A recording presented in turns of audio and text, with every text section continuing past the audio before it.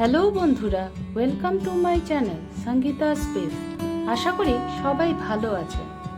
চলে এলাম আবার একটা নতুন রেসিপি নিয়ে। আজকে তৈরি করব কাঁকরোলের পুর। আমাকে সাপোর্ট করার জন্য চ্যানেলটাকে সাবস্ক্রাইব করে পাশে থাকা বেল আইকনটা ক্লিক করে দেবেন, যাতে সবার আগে নোটিফিকেশনটা পেয়ে যান।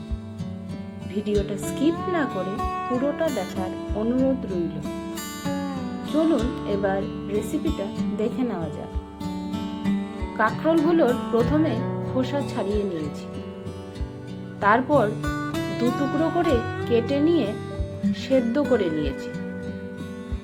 এভাবে চামচের সাহায্যে কাঁকরোলের মাঝখানের অংশটা খুব সাবধানে বের করে নিচ্ছি।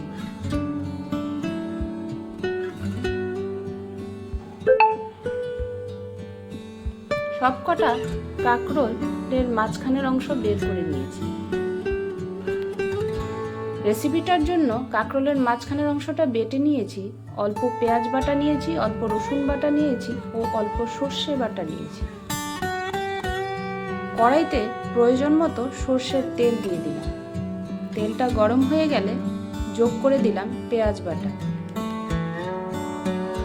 অল্প নেড়ে চেড়ে নিচ্ছি। তারপর যোগ করে দেব রসুন বাটা।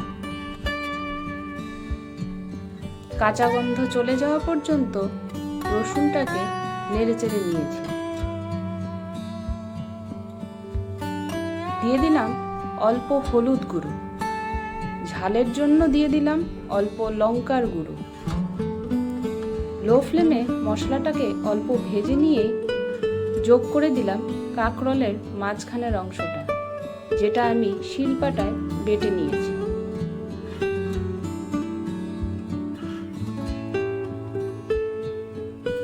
মশলাটাকে আমি লো টু মিডিয়াম ফ্লেমে ভাজা ভাজা করে নেব। যোগ করে দিলাম স্বাদ মতো নুন। এবার দিয়ে দিলাম অল্প চিনি। লো ফ্লেমে ভালো মতো নেড়ে চেড়ে নিচ্ছি। তারপর যোগ করে দিলাম সর্ষে বাটা। সর্ষেটা আমি দুটো কাঁচা লঙ্কা ও অল্প নুন দিয়ে বেটে নিয়েছিলাম। লো ফ্লেমে অনবরত নাড়াচাড়া করেই মশলাটাকে ভেজে নিয়েছি। পুরটা কষানো হয়ে গেছে, এবার নামিয়ে নিচ্ছি।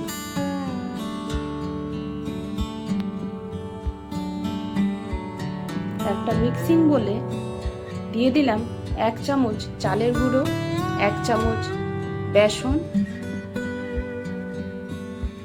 এবার দিয়ে দেব অল্প হলুদ গুঁড়ো ও অল্প লঙ্কার গুঁড়ো। দিয়ে দিলাম অল্প নুন। অল্প অল্প জল যোগ করে দিয়ে একটা স্মুথ ব্যাটার তৈরি করে নেব। দেখুন, ব্যাটারের কনসিস্টেন্সিটা ঠিক এমন হবে। পুরটা ভাজা হয়ে যাওয়ার পর 10 মিনিটের জন্য ঠান্ডা করার জন্য রেখে দিয়েছিলাম। এবার কাঁকরোলের মাঝখানে পুরটাকে ভরে নিচ্ছি। একে একে সবকটা কাঁকরোলের মধ্যেই পুর ভরে নিয়েছি।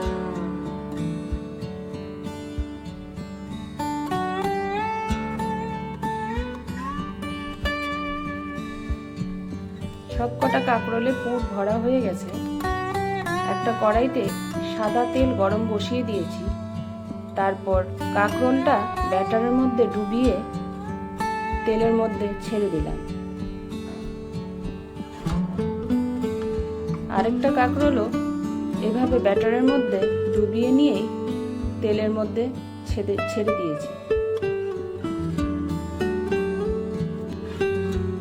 লো ফ্লেমে বড়াগুলোকে ভেজে নেব। হাই ফ্লেম করতে গেলে বড়াগুলো পুড়ে যেতে পারে। কাঁকরোলের পুরটা ভাজা হয়ে গেছে, এবার নামিয়ে নিয়েছি। আমি এটা লাঞ্চের থালির সাথে পরিবেশন করেছিলাম। ভিডিওটা যদি ভালো লেগে থাকে লাইক, শেয়ার ও কমেন্ট করবেন। আজকে আসি, আবার দেখা হবে নতুন একটা ভিডিও নিয়ে। টাটা।